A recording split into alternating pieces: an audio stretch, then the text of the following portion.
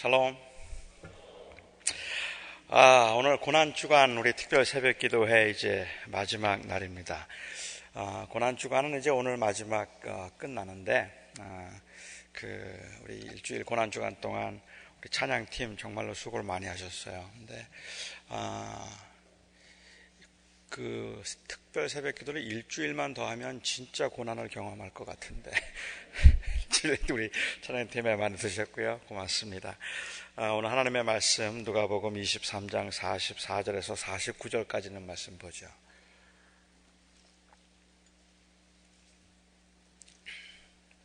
누가복음 23장 44절 하나님의 말씀입니다. 때가 제6시쯤 되어 해가 빛을 잃고 온 땅에 어두움이 임하여 제9시까지 계속하며 성소의 휘장이 한가운데가 찢어지더라. 예수께서 큰 소리로 불러 이르시되 아버지 내 영혼을 아버지 손에 부탁하나이다 하고 이 말씀을 하신 후 숨지니라. 백부장이 그 된 일을 보고 하나님께 영광을 돌려 이르되 이 사람은 정녕 의인이었도다 하고 이를 구경하러 모인 무리도 그 된 일을 보고 다 가슴을 치며 돌아가고 예수를 아는 자들과 갈릴리로부터 따라온 여자들도 다 멀리 서서 이 일을 보니라. 아멘. 그렇죠. 영어에 good death라는 말이 있습니다. 이 good death라는 말은 한국말로 번역하기는 조금 애매한 단어인 것 같아요. 굳이 번역을 해 본다면 호상을 good death라고 부를 수 있을까?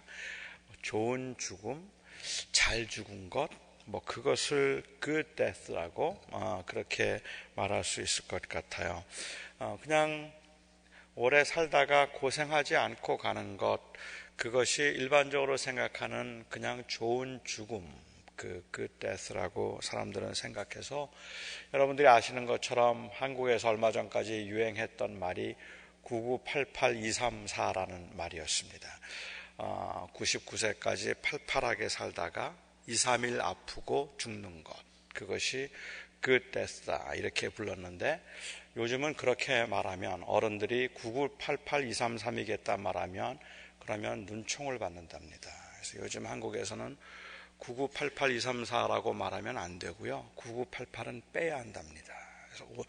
그래서 어른들이 왜 그렇게 오래 살려 그러시느냐고, 그냥 2, 3일 앓다 가시면 좋다. 이제 그렇게 사람들은 그것을 호상이라고 말할 만큼 어쩌면 좀 잔인한 세상인 것 같다 싶어요. 어느 한 선교사가 그 아프리카에서 선교를 했는데 그 아프리카 한 그 부족, 트라이브에 크리스찬들이 있는데요. 그 크리스찬들의 경우에 있어서 이 good death에 관한 문화가 있답니다. 어떤 사람이 정말로 축복된 죽음을 죽은 것이고 어떤 사람이 정말로 잘 죽은 것인가 하는 이 크리스찬 커뮤니티 안에 거기에 대한 아주 독특한 문화가 있었는데 그들이 생각하고 있는 good death, 좋은 죽음은 죽기 전에 가족들을 다 모아놓을 수 있고 그리고 가족들을 다 모아놓은 다음에 그 가족들에게 경건하게 살라고 말하고 나중에 천국에 가서 보자는 말과 함께 남은 가족들 절대로 믿음을 놓치면 안 된다고 꼭 다시 보자고 그렇게 권면하고 그렇게 말하고 죽을 수 있으면 그게 good death라고 부른답니다. 그러면 정말 잘 죽은 거다. 마지막 죽기 전에 말할 기력이 있어서 그 남은 그 가족들에게 믿음 지키고 살라고 그리고 나중에 다시 보자고 나는 좋은 곳으로 간다고 말해줄 수 있으면 그것이 좋은 죽음이다 라고 보통은 생각한다 그래요. 보통은 남아있는 가족들이 이 죽어가는 사람을 위로하거나 아니면 그 사람의 믿음을 확인하려고 하는 것이 일반적인 모습일 겁니다. 우리가 보고 있는 일반적인 모습은 떠나시기 전에 정말 예수를 영접했는가를 확인하고 싶고 그리고 또 그 사람을 위로하려고 하는 것인데 이 사망한 죽어가는 사람이 남은 사람들의 믿음을 확인하고 당부하고 떠나는 것, 그것은 참 귀한 일임에 틀림이 없다는 생각이 듭니다. 죽음이란 그렇게 끝이 아니라 새로운 시작이기 때문에 그렇습니다. 우리가 죽으면 우리의 영혼이 틀림없이 하늘에 올리워서 그 하나님의 품에서 안식을 시작한다고 우리는 그렇게 믿고, 죽음은 모든 것의 끝이 아니기 때문에, 죽음은 새로운 시작이기 때문에 죽음과 삶의 차이는 존재와 무존재의 차이가 아니라 이것은 존재의 다른 형태의 차이이기 때문에 우리는 그 믿음을 가지고 살아가는 하나님의 사람들은 마지막 세상을 떠나는 순간에 오히려 남아있는 사람들을 위로할 수 있는 건 당연하다 생각합니다. 예수님의 죽음에 관해서 말하면서 이 사복음서 기자 중에 누구도, 한 사람도, 네 복음서 모두 다 예수님이 죽었더라, Jesus died 라는 말을 쓴 사람이 없습니다. 예수님이 죽었다는 표현을 쓰기보다 오히려 조금 이 새로운 표현들, 아니면 좀 특별한 표현들을 쓰고 있다고 생각하는데, 마태복음에서는 영어로 보면 그냥 let go his spirit, 그 영혼을 주님께서 그냥 가게 하셨다 하고 영혼을 보내셨다는 말인데, 이것을 우리 발 번역으로는 영혼이 떠나시다. 헬라어에서도 아페이켄이라고 하는 아주 독특한 단어를 좀 쓰고 있다고 볼 수 있을 것 같아요. 그냥 let go 하셨다, 떠나버리셨다. 그리고 마가복음과 누가복음에서는 엑세프뉴센이라는 단어를 씁니다. 마지막 숨을 내쉬셨다는 뜻입니다. 마지막 숨을 쉬셨다. 그 말을 우리 한국말에는 숨지신이라고 그렇게 번역을 하고 있고, 요한복음에서 사용한 단어는 파레도켄이라는 단어를 쓰는데, 이 파레도켄이라는 단어는 betray 했다, 아니면은 그것은 그냥 넘겨주었다 하는 그러한 의미입니다. 그러니까는 주님께서는 이 요한복음이 묘사한 대로 한다면은 예수님께서 이제 내 영혼을 아버지 손에 맡겨드립니다 라고 말하고 난 다음에 그 영혼을 하나님께 넘겨드린 것, 이것을 죽음이라고 표현하고 있는 것 같아요. 그러니까 그게 죽음이다. 죽음은 끝이 아니기 때문에 예수님이 죽었다라는 말을 쓰기보다 마지막 땅에서의 마지막 숨을 쉬셨다, 아니면 그 영혼을 맡겨드렸다, 영혼을 떠나게 하셨다, 이런 의미라고 볼 수 있을 것 같습니다. 주님은 그 영혼을 아버지의 손에 부탁했습니다. 사실 예수님을 십자가에 못 박은 것은 빌라도였고, 그리고 제사장과 종교 지도자들이었습니다. 또한 무지한 백성들의 그 흥분이었습니다. 재판을 받을 때 빌라도가 했던 말을 여러분 기억하십니까? 그 재판을 받을 때 빌라도는 말하기를, 내가 너를 놓아줄 권세도 있고 그리고 십자가에 못 박을 권세도 있음을 알지 못하느냐? 내가 너를 죽일 수도 있고 내가 너를 살릴 수도 있다. 너의 목숨에 대한 권한은 나에게 있다라고 그렇게 이야기를 했습니다. 만일 사람이 죽어서 끝나는 것이라고 한다면, 그렇다면 그 말이 맞을지도 모릅니다. 하지만 주님께서는 말씀하시기를, 위에서 주지 아니하셨다면 나를 해할 권한이 없었으리라 말씀하셨습니다. 하나님께서 허락하신 것이 아니면 안 된다는 그러한 의미 포함되어 있습니다. 그뿐만 아니라 이제 예수님께서 말씀하신 내용들을 보면, 그래서 주님께서는 이제 이 땅에서 생을 마감하시고 난 다음에 다시 그 아버지의 품에서 아버지의 뜻대로 가는 것이기 때문에, 비록 빌라도가 죽이는 것 같지만 빌라도가 죽인 게 아니라는 말입니다. 비록 빌라도가 그렇게 그 예수님의 그 목숨을 좌지우지하는 것 같지만 그렇지 않았다는 말을 합니다. 주님께서는 마지막 숨을 내쉬면서 그 영혼을 아버지의 손에 의탁하셔서, 주님이 하셨던 맨 마지막 7마디의 말씀 중에 맨 마지막 말씀은 내 영혼을 아버지의 손에 의탁하나이다 하는 것이었습니다. 이제 드디어 아버지와 화해를 한 것입니다.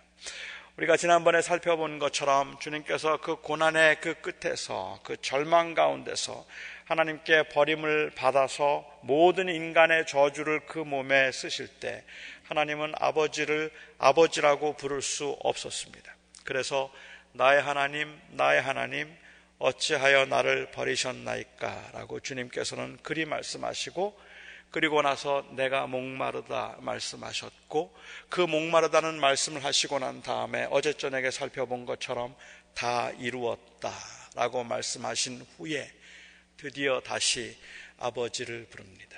아버지, 내 영혼을 아버지의 손에 의탁하나이다. 여기에 내 영혼을 아버지의 손에 의탁하나이다 라는 이 말은 그런 의미에서는 이제 하나님과 화해했다는 이야기, 아버지와 화해한 것을 의미하는 것 같아요. 저주를 받아서 아버지라 부르지도 못하고 그렇게 외치셨던 주님이, 그 고통 중에 목마르다 말씀하신 주님이 마침내 그 죽음의 끝자락에서 하나님이 의도하시고 목적하셨던 것을 다 이루소서 그 값을 지불하심으로 이루었다 말씀하신 주님께서 이제 그 영혼을 아버지의 손에 의탁하셨습니다. 다시 아버지의 와의 관계에서 안식을 시작하는 것입니다. 다시 아버지와의 연합을 통해서 진정한 만족에 들어가신 것입니다. 주님께서 아버지의 이 영혼을 의탁함이 바로 그와 같은 것이라면 우리의 죽음도 마찬가지이어야 할 거라고 생각합니다. 죽음은 이제 예수 그리스도께서 하셨던 바로 이 말씀과 그 사역 때문에 죽음은 끝이 아니고 죽음은 저주받은 상태가 아니라 죽음은 안식의 시작입니다. 죽음은 우리로 하여금 안식하게 하시는 것이고 우리로 하여금 다시 하나님과 연합함을 우리가 경험하게 하고 그리고 연합된 삶을 살도록 하십니다. 주님께서 아버지 내 영혼을 아버지의 손에 의탁하나이다라는 그 고백으로 우리도 이 고백을 하며 살 수 있게 되었습니다. 우리의 영혼을, 아니 꼭 죽음의 순간만이 아니더라도 바로 그 예수님의 그 화목해 하신 놀라운 사건 때문에, 주님께서 저주를 받으심으로 이루어 주신 그 놀라운 화목의 사건 때문에, 그래서 우리는 이제 우리의 영혼을 아버지의 손에 맡기고 살 수 있다는 말입니다. 이 영혼을 맡긴다는 말은 우리의 생명과 삶을 아버지의 손에 의탁하고 주님께 맡기고 주님 안에서만 만족과 행복을 찾고 누릴 수 있다는 말이라는 거죠. 옛날에 경건한 유대인들은, 지금도 그렇게 하고 있다고 저는 믿습니다만은, 옛날에 경건한 유대인들은 아이들에게 기도를 가르쳐 주었습니다. 하루에 몇 번씩 기도를 하게 가르쳤어요. 그렇게 아이들이 기도를 할 때마다 그 아이들이 시편을 기도하게 했다고 합니다. 그 아이들이 시편을 아침에 일어나서 시편 기도를 외워서 기도를 하고, 그리고 또 낮에 기도할 때 기도하고, 점심에도 기도하고, 저녁에 자기 전에 기도를 합니다. 그 저녁 때 자기 전에 그 아이들이 했던 기도가 시편 31편 5절입니다.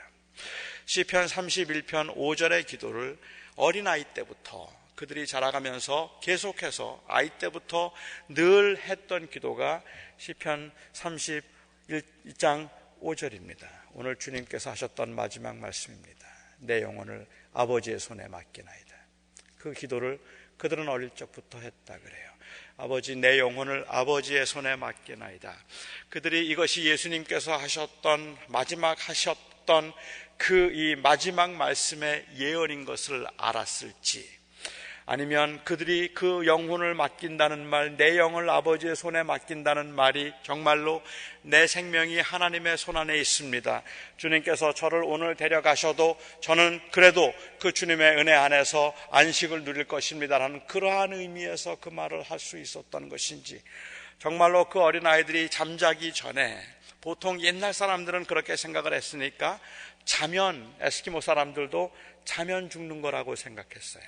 그리고 깨면 새로운 하루를 시작하는 거라고 그렇게 생각을 했습니다. 그렇기 때문에 전에도 제가 한번 소개해 드렸던 것처럼 에스키모 사람들에게 몇 살이냐고 물으면 이 사람들은 나이를 몰라요. 나이를 말하지 않는답니다. 몇 살입니까? 라고 물으면 a day old, 하루라고 그렇게 이야기를 한다 그래요. 왜냐하면 죽음은 자면 죽는다고 생각을 했기 때문이죠. 비슷한 생각이 유대인들에게도 있었던 것 같아요. 그런데 그 유대인들이 어린아이가 잠자리에 들 때 아버지, 내 영혼을 아버지의 손에 맡깁니다, 이런 말을 할 수 있었을까? 기독교인들도 그렇게 기도를 했던 것 같아요. 찰스 스윈덜 목사님이 그가 어릴 적에 부모님이 가르쳐 주셔서 매일 잠자리에 들기 전에 했던 그 기도를 그의 책에서 한번 소개한 적이 있습니다. 저는 부모가 어린 아이들에게 어릴 적부터 이런 기도를 어떻게 가르칠 수 있을까 잘 모르겠다는 생각이 드는데 이렇게 기도했답니다. Now I lay me down to sleep. I pray thee, O Lord, my soul to keep. If I should die before I wake, I pray thee, Lord, my soul to take. 아멘. 이제 잠자리에 들려고 누웠습니다. 주님, 내 영혼을 지켜주시기를 기도합니다. 내가 깨어나기 전에 죽게 된다면 주님 기도하오니 내 영혼을 받아주소서. 어찌 생각하면 애들에게 뭐 이런 기도를 가르치는가? 이거는 그냥 연세 높으신 분들, 내일 또 일어날지 모르겠는 그런 분들에게만 가르쳐줘야 되지 않는가라고 그렇게 생각을 해서 우리는 여전히 죽음이라는 것을 안식으로 생각하기보다는 공포로 생각을 하고 있다는 말입니다. 우리는 여전히 우리에게 주어진 하루하루의 삶이 하나님의 손에 맡겨져서 드려지는 삶이라고 생각하기보다는 여전히 우리는 지금 내가 내 인생의 주인이 되어서 사는 것처럼 그렇게 살고 있다는 말입니다. 하지만 우리가 만일 이 어린아이들이 어릴 적에 여기에 바로 이 경건한 그 그리스도인들이 그리고 그 유대인들이 하나님을 사랑하던 하나님의 백성들이 기도하던 것처럼 그렇게 기도할 수 있다면 하나님, 내가 내 영혼을 오늘도 아버지의 손에 맡기나이다.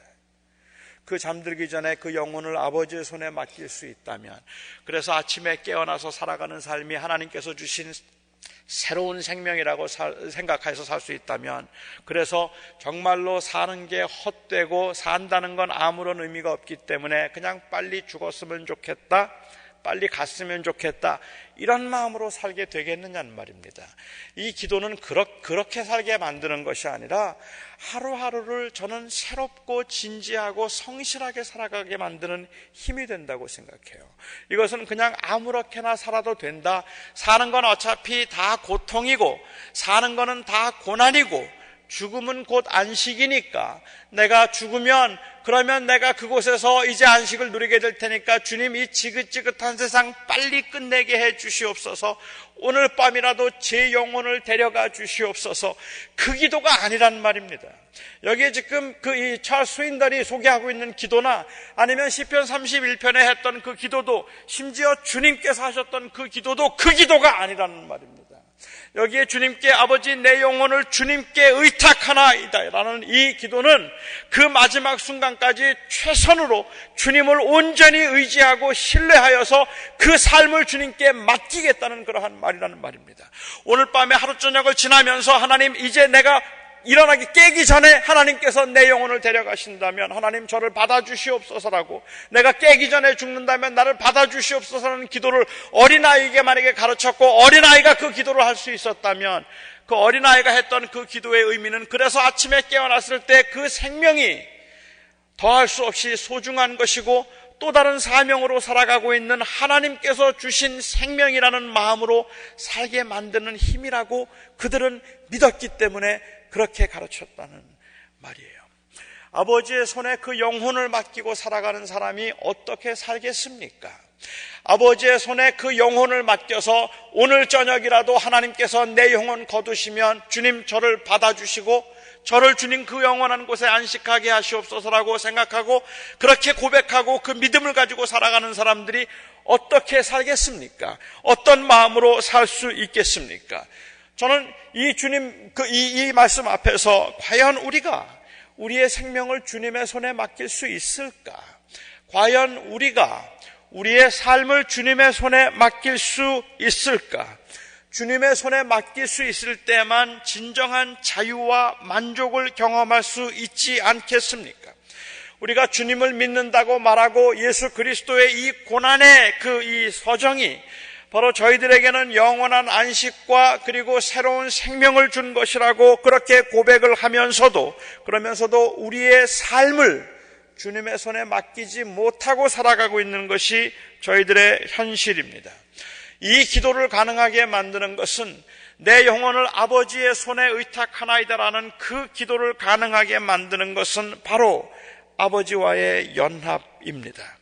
내가 그리스도 안에, 그리스도가 내 안에 계시기 때문에 우리는 아버지, 내 영혼을 아버지의 손에 의탁하나이다라고 그렇게 기도할 수 있는 겁니다. 예수님께서는 마지막 떠나시면서 마지막으로 하셨던 말씀이 아버지, 이제 내 영혼을 아버지의 손에 의탁하나이다라고 말씀하셨고, 제가 말씀드린 것처럼 이것이 그냥 단순하게 그 죽음을 의미한다기보다는 오히려 하나님과의 화목을 의미하는 것이고, 하나님과의 그 화목을 통하여서 갖게 되는 그 만족을 의미하는 것이고 생명을 의미하는 것이었다고 그렇게 본다면, 그래서 하나님의 저주 가운데서 하나님 앞에서 그 서 있던 그 참혹한 죄인의 모습이, 그래서 그 모든 고난과 절망을 경험해야 됐던 그 참혹한 죄인이 이제 그 하나님께서 원하셨던, 그 하나님이 원하셨던 그 하나님의 공의를 온전하게 다 이루심으로 이제 내가 다 이루었다 말씀하시고, 그리고 마침내 아버지, 내 영혼을 아버지의 손에 의탁합니다라고 그렇게 기도하셨으면, 이것은 그냥 이제 떠납니다라는 그러한 의미보다도 오히려 이제 하나님과의 화목과 하나님과의 연합을 의미한다는 말이죠. 그 하나님과의 연합, 하나님과 다시 아버지와 하나님의 그 관계, 이제는 저주받은 상태가 아니라 다시 아들로서 돌아오는 그 상태에서 아버지, 내 영혼을 아버지께 의탁하나이다라고 그렇게 기도할 수 있었다면, 이 기도는 우리가 죽기 전에 하는 기도이기만 한 것이 아니라 오늘 우리가 할 수 있는 기도이고 우리의 삶 가운데서 우리가 해야 하는 기도라는 말입니다. 왜냐하면 하나님이 우리와 화목하게 하셨기 때문에 그렇습니다. 예수의 그 죽으심을 통하여서 우리는 하나님과 화목했기 때문에 주님께서 언제 부르시더라도 우리는 그 주님 품에 갈 수 있게 되는 것뿐만 아니라, 내가 살아가는 삶, 호흡하는 순간순간이 그리스도 안에서 하는 것이고 그리스도가 내 안에, 내가 그리스도 안에 있으므로 온전하게 연합을 이룬 것이기 때문에 그렇단 말입니다. 그래서 아버지, 내 영혼을 아버지의 손에 의탁하나이다라는 이 기도는 이제 우리는 하나님 안에서 진정한 자유와 만족과 그리고 진정한 교제를 이제는 이룹니다라는 그 고백입니다. 저는 주님의 마지막 말씀을 기억하면서 우리의 삶이 바로 그 그리스도의 그 고난의 그 과정과, 그리고 또한 주님께서 부활하심으로 우리에게 보여주신 그 확실한 그 증거 때문에 저와 여러분이 주어진 삶 가운데서 내가 내 인생을 움켜쥐고 내가 행복을 추구하고 내가 한번 멋지게 살아보겠다고 생각해서 내가 내 인생의 주인이 되어 있는 동안에는 절대로 누릴 수 없는 그 진정한 만족과 자유를 예수 그리스도 안에서 누리실 수 있기를 바랍니다. 우리가 그렇게 해서 누리는 것이 아니라 오늘도 우리의 기도는 아버지, 내 삶이, 내 영혼이 아버지의 손에 있습니다. 아버지께 맡깁니다. 아버지를 의탁합니다. 내 영혼을 아버지의 손에 의탁하나이다. 이것이 저와 여러분의 기도이고 저희가 평생 살아가는 동안에 매일 할 수 있는 기도이기를 바랍니다. 기도하겠습니다. 자비로우신 아버지 하나님, 하나님 앞에